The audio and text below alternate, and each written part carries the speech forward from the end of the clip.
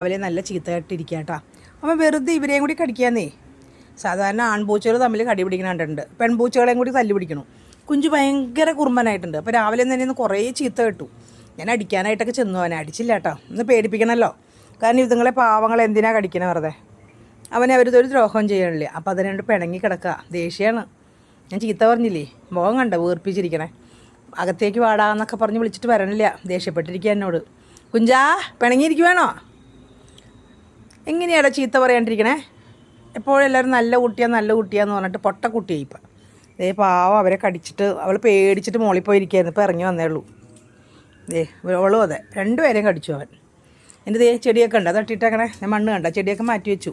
ഇനി ദേ ചെടിയൊക്കെ അതിൽ നിന്ന് വലിച്ചു പറിച്ച് കളഞ്ഞു കടി പിടിച്ചിട്ട്. ഇനി അതൊക്കെ എടുത്ത് കുറേ ചെടികൾ അപ്പുറത്തൊക്കെ കളഞ്ഞിട്ടുണ്ട്. ഇതേ കണ്ട അതിൻ്റെ ചെരുപ്പുകളൊക്കെ തട്ടി താഴെയിട്ട് കുറേ ചെടികൾ ഞാൻ സ്നേക്ക് പ്ലാന്റ് ഇവിടെ പ്രൊപ്പഗേഷൻ ചെയ്യാൻ വെച്ചിട്ടുണ്ടായിരുന്നു. ഇലയെന്നേ അതൊക്കെ അതേ കളഞ്ഞു കൊണ്ടാ മൊത്തം ഇവിടെ കളഞ്ഞിട്ടേക്കാം. എനിക്ക് രാവിലെ നല്ല പണിയാണ്, ഇതൊക്കെ ഇനി എടുത്ത് നടണം.